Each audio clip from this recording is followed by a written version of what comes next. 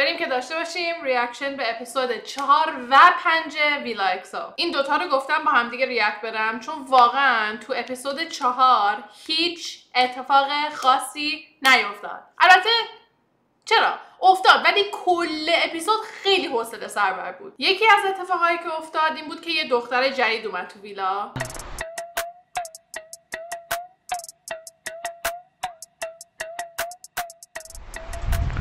این تو برنامه نبود. سلام.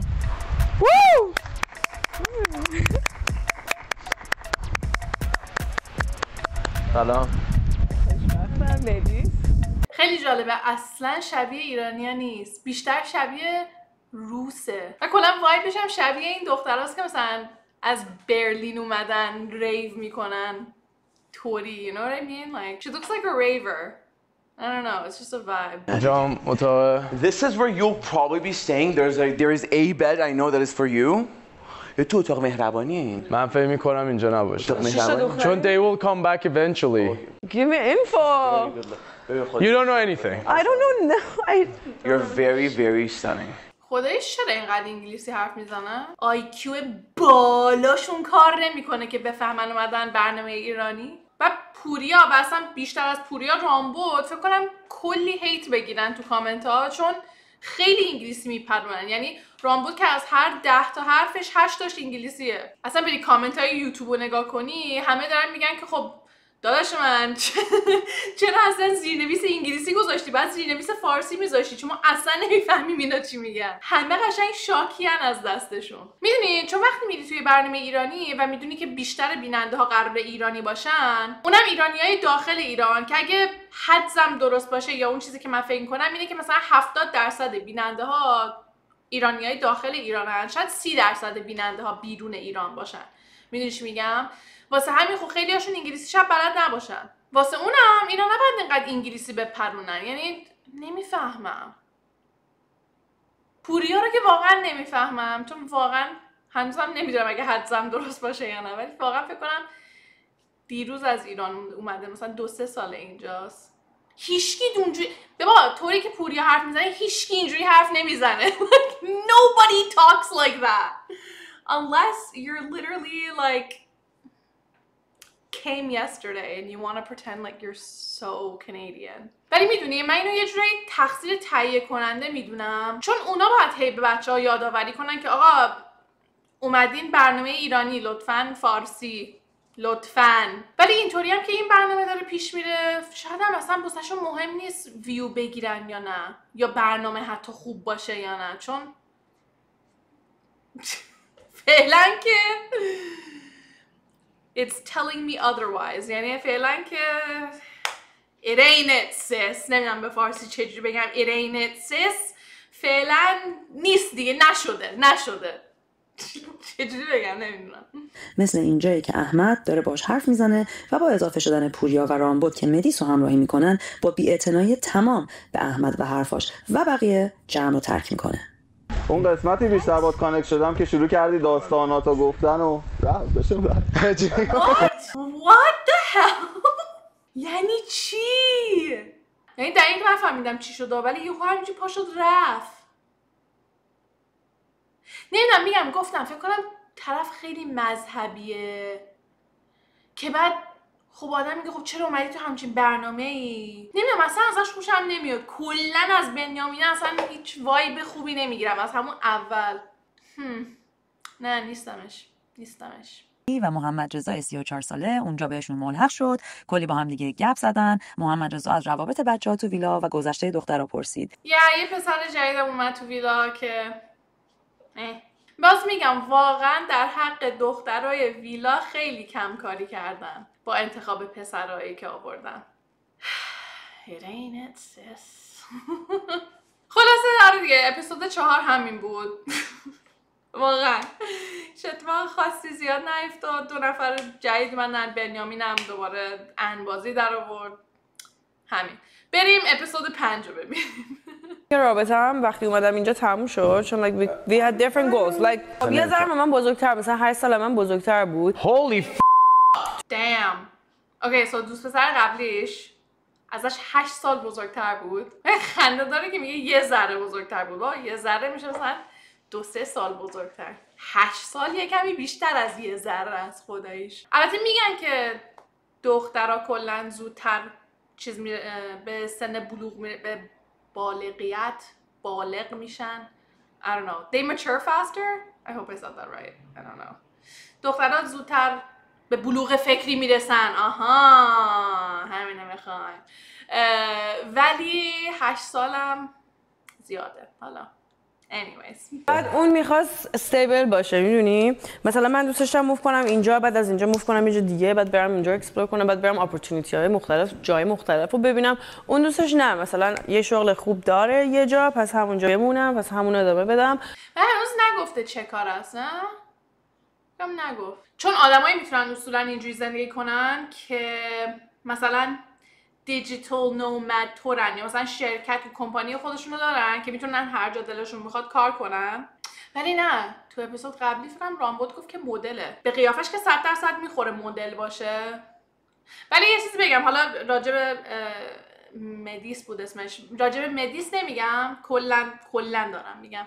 من هر موقع ایرانیا میگن که مدلن، من با شک این حرفو گوش میدم و باور میکنم، چون خیلی هاشون مدل واقعی نیستن. میدونی مثلا رفتن تو چند تا آتلیه مثلا دوست خالشون عکس انداختن، یا عروس شدن واسه مثلا چند تا از این آرایشگرا، بعد میگن من مدلم طوری.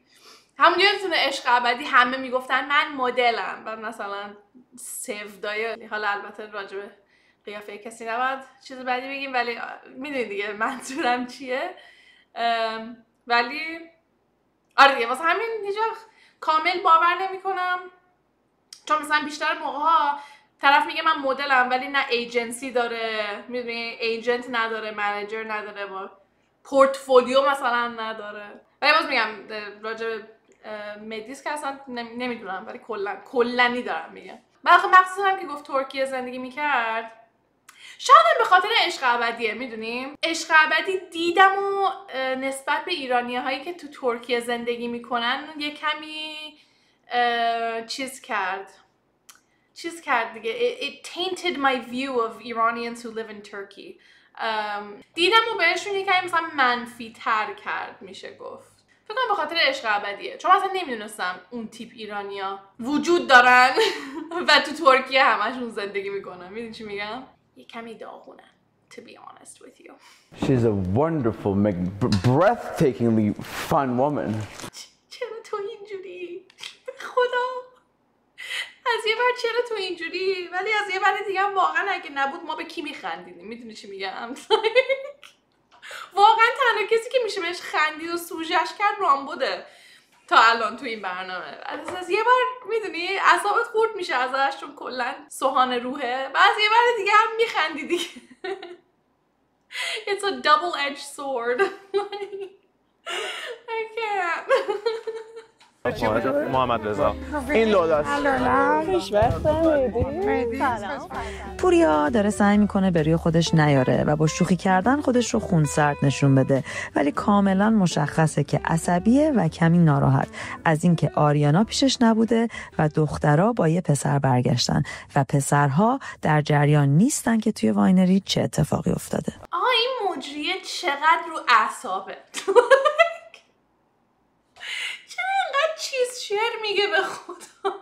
اینقدر سعی داره به زور برنامه رو مثلا جنجالی کنه. مثلا نمیدونم اپیزود 4 یا 5 بود، غزل داره معمولی با پوریا حرف میزنه، بعد یهو صدای موجیه، یه نگاه‌های خاصی، یه لبخندای ژکوندی بین پوریا و غزل داره اتفاق میفته. Shut the fuck up. ببین چرا معمولی باهاش حرف میزنی؟ یا حتی اینجا پوریا اصلا وایب عصبی نمیده، خیلی چرت و پرت میگه، اصلا به زور میخواد برنامه رو جنجالی کنه. آقا به جای این کارا برو چند تا میکروفون درست حسابی بگیر، صدا برداریتون رو درست کن، یه کمی واقعا پرودوسر، تهیه کننده های برنامه های ریالیتی شو واقعا کار اصلی رو میکنن دیگه. همه این جنجالا و این چیزا رو میبینی از دست پرودوسرها میاد، تهیه کننده ها میاد. برو مثلا یکی رو استخدام کن که واقعا این کار است. میدونی واقعا فکر میکنم کسایی که این برنامه درست کردن تا حالا این کارو نکردن، واسه همین بلد نیستن دیگه، بلد نیستن، اعصاب ما رو داغون میکنن فقط. ایشون تو بهشت بوده واقعا. یه پسر 6 تا دختر، خیلی بهم خوش یکی زیباتر. بیا دیگه، کجای حرف پوریا الان عصبی بود؟ مثل اینکه پوریا خیلی عصبی شده، دخترها با پسر رفته. Shut up. I can't. Why is she like this? یعنی واقعا این ور پوریا و رامبودو داریم که انگلیسی حرف زدنشون قشنگ سوهان روحه، حرفای مجری هم از یه ور دیگه اسید میپاشه به روانت. این دوتا قشنگ they're just like سلام، محمد رضا هستم. 34 سالمه. ونکوور زندگی میکنم. تو کار متریال تستینگ کانستراکشنم. خیلی خوشحالم که اینجام. خیلی زیاد. اولش برام یکم کلا عجیب بود که تو برنامه باشم. تایپ من نیست، ولی میدونم که تایپ خیلی از دخترها میتونه باشه. توی ویلام اگه بخوام بگم با کی میتونه پارتنر شه، مثلا یا غزل یا ترانه. آره با یکی از این دوتا فکر کنم خیلی خوب بشم. ولی در کل انرژیش خیلی مثلا آقاتوره، میدونی چی میگم؟ یعنی از اینه که مثلا ظاهرا مامان پسندن، میدونی چی میگم؟ مثلا مامانا میبینن چه پسر خوبی، چه آقاست. از این وایب. و احساس میکنم دیگه تایمشه که ستل بشم و برم توی رابطه جدی.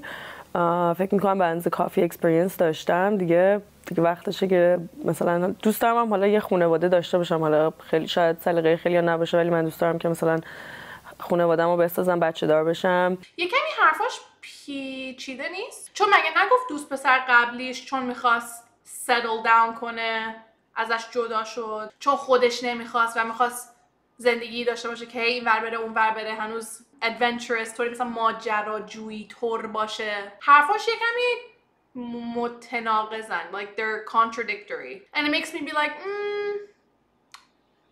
I don't know. کلن وایبش رو مثل ترانه. اول یاد ترانه دیدم گفتم نه هستمش نه نیستمش. اینم فکر کنم اینجوری هم، یعنی باید بیشتر ببینم رو برنامه، ببینم چه جوریه. ظاهرش که خوشگله همونطور که گفتم، اصلا شبیه ایرانیام که نیست. یعنی بخوام بیشتر ببینم ازش، ببینم نظرم چیه. میدونی چی میگم؟ الان فعلا باحاله ولی I don't know. اعتقادم اینه که آدما مخصوصا اگر راجع به عشق باشه، آدما رو فارغ از اون جنسیتشون باید نگاه بکنی. period. اوکی این حرفش رو دوست داشتم چون خودم هم اینجوریم. منم خودم رو pansexual عنوان میکنم یا لیبل میکنم، چون برای من جنسیت طرف اصلا مهم نیست. مهم اون روحشه، like their soul, you know what I mean؟ یا مثلا وایبی که با هم دیگه داریم، یا اون ارتباطی که برقرار میشه بینمون و شکل میگیره، اون واسم مهمتره. یعنی جنسیت یه جورایی نمیبینم. اگه با یکی حال کنم جنسیتش واقعا واسم اصلا مهم نیست. باحاله که اینو گفت، چون کلا فکر کنم زیاد راجع به پنسکشوال بودن حرف نمیزنیم کلا تو جامعه ایرانی. میگم تازه گی بودن و لزبین بودن و ترنس بودن جا افتاده دیگه. پنسکشوال دیگه فکر کنم بعضیا بهشون بگید like اینو دیگه کجای دلم بذارم. میدونی چی میگم؟ آره ولی خوبه که داره راجبش حرف میزنه. کلا خوبه که تو این برنامه داریم راجع به این جور چیزا حرف میزنیم. قبلا هم گفتم واقعا دمشون گرم که اینقدر برنامه رو باز درست کردن. باز و بالا. توی جامعه اون تعریفایی که در مورد جنسیت میشه در مورد من صدق نمیکنه. من ممکنه یه سری شخصیتام میل باشه، یه سری بخشای شخصیتام هم فیمیل باشه، یه وقتی هر دوش باشم، یه وقتی هیچ کدوم نباشم. پس توی جامعه اون جندر رولا منو تعریف نمیکنه. در نتیجه توی آشنایی با آدمام همینه همیشه. نه خوشم اومد از حرفاش. منم چون دقیقاً همینم. ولی این حرفاشو که گفت یاد حرف قبلی اپیزود قبلی افتادم که رامبود داشت به ترانه میگفت که بعضی از رفتارهای تو خیلی دامیننتن و مردونن و چرا اینجوری، و مغزم به این میره که خب اوکی پس رامبود ترانه رو به دید خودش زیبا نمیبینه، واسه همین این برای ترانه عیبه، ولی شاید واسه یکی مثل مدیس، چون که مدیس تو چش رامبد خوشگله، واسه مدیس اوکیه که یه کمی دامیننت باشه و انرژی مردونش حالا یه جاهایی بیشتر باشه. میدونی چی میگم؟ این کاملا به من ثابت میکنه که چقدر این آدم چیز داره، معیارهای دوگانه داره، فکر کنم میشه دابل استاندارد، فکر کنم میشه معیارهای دوگانه داره. و میگم دیگه چون مدیس خوشگله عیبی نداره که وایب دامیننت یا مسکولین یا مردونه‌ای داشته باشه، ولی ترانه که به چشم من خوشگل نیست. چرا اینجوری؟ و میدونی این جسارت به خودش میده که بیاد همچین حرفی رو بزنه اصلا به ترانه، ولی عمرن همچین حرفی رو بیاد به مدیس بزنه.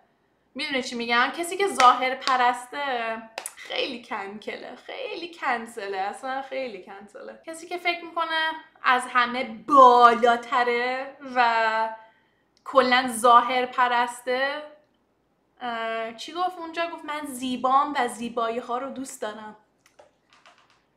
بله. ولی حالا میگم دیگه برنامه بذار بره جلوتر، فکر کنم بیشتر از این حرفا ببینیم و بیشتر میبینیم که با کی طرفیم یا با چه طرز فکری طرفیم. آدم حساسیم، رو کلمات خیلی حساسم. کسی بهم چیزی میگه، اون کلمه که استفاده میکنه برام خیلی مهمه. وقتی بهم میگه حالا یه کلمه استفاده میکنه تو اون حالا محتوایی که داریم صحبت میکنیم، اونو من خیلی روش حساب میکنم. وای ببین دوست پسر منم اینجوریه، اینقدر بعضی موقع‌ها رو اعصابه. خب مثلا داریم راجع به یه چیزی بحث میکنیم و من یه جا میگم نه بابا آقا هیچکی این کارو نمیکنه، و میگه هیچکی این کارو نمیکنه، واقعا هیچ کس تو این دنیا این کارو نمیکنه. and I'm like آقا منظورم این نیست که هیچ کس تو این دنیا. It's just a figure of speech. Like وقتی یکی میگه هیچکی این کارو نمیکنه یا هیچکی فلان فلان، منظورش واقعا هیچکی نیست که. Anyways, love you. But you're sometimes annoying. من هر چی صورت نچرال تر بشه بیشتر برام جذابه و کلا همه چی رو توی حالت نچرالش دوست دارم. اوکی پس شاید الان چون با رامبد خیلی خوب جفت شده، پس شاید با هم پارتنر نشن، چون الان گفت من از صورت نچرال خوشم میاد، که خب رامبد صورتش نچرال نیست دیگه، کلی فیلر زده. شاید هم سینگل بمونه تا یه پسر جدید بیاد، ولی نمیدونم، ببینیم دیگه ببینیم چی میشه. ببین این بیشتر از ما فارسی من خب فارسی می‌خوام، من مامابوش باباجون خیلی دوست داشتم. ما درست نه بابا دوره هم فارسیش فوق العاده، تو خیلی کتابخونه چیزی، تو خیلی کتابخونه وارد به مثلا زبون و بعد اما فارسی ادبیات فارسی خوب نیست. میگم دیگه این تعریف‌های الکی بدون اینکه طرفو واقعا بشناسی، مثلا برمیگرده میگه تو هم ادبیات فارسیت خیلی خوبه، بعد لالا خوشم میاد همیشه زایش میکنه. She's like actually نه خوب نیست. چه چرت و پرت میگی.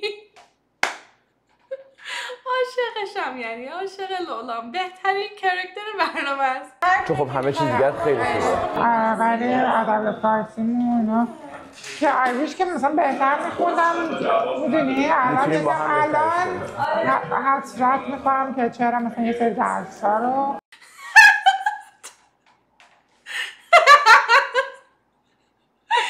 یعنی رامبد اینجا تیکه میندازه که ازش تعریف کنه، لولام اصلا تحویلش نمیگیره. دوباره یه چیزی پرون لولا فقط نگاه که شروع کرد باز با غزل حرف زد. آقا خدایا خیلی خوبه. اینجا یه زیر چشمی نگاه میکنه یعنی ایو، و دوباره به غزل نگاه میکنه شروع میکنه حرف زدن با غزل. خیلی خوبه. What the fuck. ما الان 7 تا دختریم 5 تا پسر. تو الان سینگل؟ بله.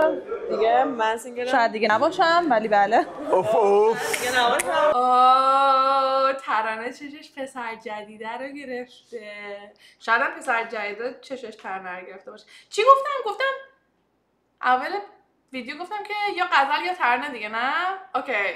I can see it. آره میان به هم. یه پسری که یه گی باشه. پسری که خیلی استریت هن یه ذره سخت. میدونی؟ خیلی استریت آقا خیلی صدا برداری بده، یعنی افتضاح. و مثلا نمیدونم چرا انتخاب کردن که چند تا دوربین ثابت بذارن تو خونه. چرا مثلا عشق ابدی چند تا دوربین درست حسابی نداشتن که بتونن چند تا کلوز آپ بگیرن که ما مثلا بیشتر ارتباط بگیریم با آدمای تو ویلا. میدونی چی میگم؟ اینقدر شات همشون وایدن. صدا برداری هم که افتضاح. یعنی این میکروفونایی هم که دارن استفاده میکنن واقعا به درد نخورن. یعنی حتی نیومدن میکروفونایی که تو لاو آیلند استفاده میشه که عشق ابدی هم استفاده میکنه استفاده کنن. باز میگم دیگه احساس میکنم تهیه کننده های این برنامه این کاره نیستن. دیدن عشق ابدی جواب داده، گفتن آقا پول الان تو ریالیتی شوه، بیا ما هم نسخه ونکوورش رو درست کنیم. چند تا مثلا سپانسر گرفتن و اینو تحویلمون دادن. فعلا خیلی صدا برداری بده، اصلا نمیفهمی چی میگن بعضی موقع ها. ولی چی گفت دقیقا اصلا نفهمیدم. یه یه پسری میخوام که گی باشه. پسری که خیلی استریت هم یه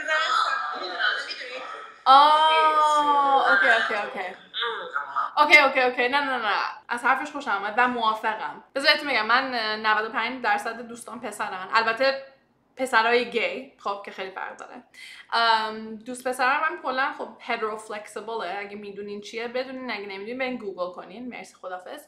در نتیجه با 90% پسرایی که کاملا استریتن اصلا نمیتونم هیچ ارتباطی بگیرم. یعنی به هیچ وجه نمیتونم ارتباط بگیرم، نمیتونم کنار بیام باهاشون. این بزرگترین مشکلشه. اصلا حرف میزنن میخوام میدونی چی میگن اصلا. در ضمن بچه‌ها دوباره تورنتو اینجا هوا داره تاریک میشه. اگه تاریک شد کلا تصویر، به بزرگی خودتون ببخشید. اوکی. مدیس، وقتی که وارد شدی تو ویلا و پسر رو دیدی چه احساسی داشتی؟ خب بود، فکرم کم بودن، انتظارشون بیشتر باشن تعدادشون. تعداد بیشتری داشتی؟ چرا تا کم. خداییش من هنوز نفهمیدم چرا اینقدر نامنظم برنامه رو شروع کردن. 6 تا دختر و 4 تا پسر یعنی چی آخه؟ و بازم میگم مثلا الان اپیزود 5یم هنوز درست حسابی ندیدیم این کاپلا با هم دیگه بشینن حرف بزنن. همش دست جمعی و میگم تریپ میدونی چیه؟ تو کامنت ها اتفاقا داشتم میخوندم اون روزی نوشته بودن، گفتن که بیشتر حس ولاگ یوتیوب میده تا ریالتی شو عشقیابی. خداییش هم اگه بهتون واقعیت رو بگم، اگه بهتون قول نداده بودم که روش ریاکت برم اصلا خودم هم نگاش نمیکردم، چون خیلی کیفیتش پایینه و نامنظم و کلا یه کمی لوسه تا اینجا. میدونی چی میگم؟ دارم دعا میکنم که بالاخره یه اتفاقی بیفته و بالاخره بهتر شه برنامه، چون تا اینجا هنوز از 10 مثلا بهش 2 میدم. میدونی؟ کدومشون از پسرها برات جذاب‌تر بودن که فکر کنی که بخوای بیشتر من و رامبود کاراکتری بیشتر به هم بیایم. حالا نمیدونم. آره دیگه از لحظه ای که اومده همش با رامبود داره حرف میزنه دیگه. هر کی هم باشه این انتخابو میکنه دیگه وقتی از یه نفر اینقدر وایب خوبی میگیره و دارن با هم خوب مچ میشن.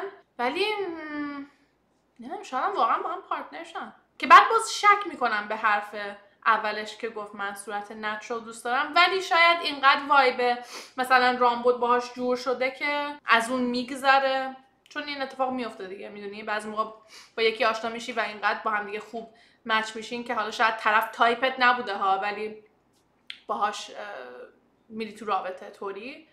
نمیدونم، جالبه. ولی از یه وری دیگه هم توی مصاحبهش داشت میگفت که من خیلی آدم دیپی ام و طبق حرفای خودش ما رو به این باور داد که مثلا یه کمی آدم پخته تریه، کمی عمق بیشتری داره. حالا اگه حرفاش فقط حرف نباشن نمیدونم واقعا نمیدونم. علامت سوالم بیشتر. اینطوری هم اوکی sure. چه احساسی داشتی وقتی مدیس وارد شد؟ چه اتفاقی افتاد؟ چون اولا یه لحظه من یعنی شوک شدم که یه نفر حتی مثلا میخواد مثلا، چون امروز 2 نفر وارد شدن در واقع و یه نفر رو من دیدم که با لباس مثلا شنا وارد شده. خیلی یه خورده شوک شدم. What؟ یعنی چی؟ What؟ من گفتم این مذهبیه. خب من نمیفهمم، این خودش میمیاش بیرون بود. بعد شوک شدی که دختر تو بیکینی دیدی؟ Like what in the double standard misogynistic bullshit is this? یکی که تازه میاد همون اسکنی که ذهن انجام میده گارد میگیره نسبت به اونم این پوشش یه خورده چیز بود خودت به لباس شنا بودی که تو که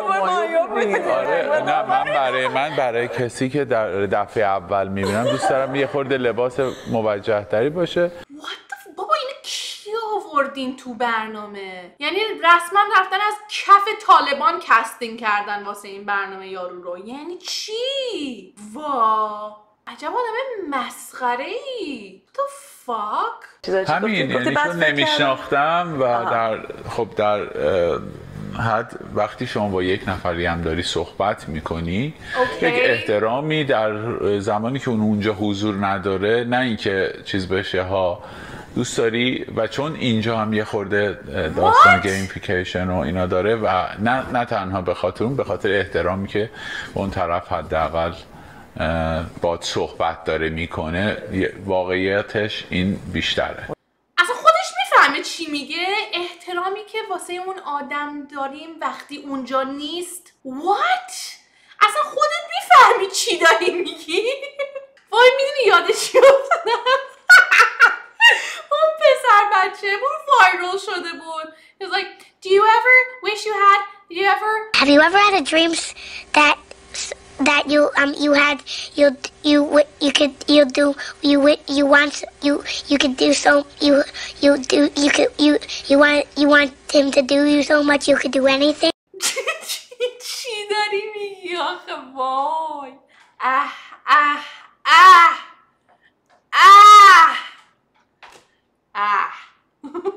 ببینید مشکل من با این تیپ مردا اینه که اوکی عقایدت واسه خودت، خب مثلا چرا اومدی تو برنامه این حرفا رو اگه بذاریم کنار، میتونی مثل آدم رفتار کنی. میدونی مثلا اگه عقایدی داری، چه میدونم یه دختر تو بیکینی رو نمیخوای ببینی، میتونی پاشی بگی آقا بچه‌ها من مثلا الان اوکی نیستم تو این موضوع، من میرم بالا کتاب بخونم، یا من بچه‌ها من چه میدونم شکمم درد میکنه باید برم بالا. اقلا مثل آدم میتونی رفتار کنی، بگی که من میخوام اینجا رو ترک کنم، نه مثل گاو سرتو بندازی پایین همینجوری بری وسط حرفت با احمد. عجب آدم چرتیه. ببخشید که بدن یه دختر اینقدر تحریکت میکنه که تو مشکل رو باید بندازی روی دختره و تو نمیتونی هورمونای خودتو کنترل کنی.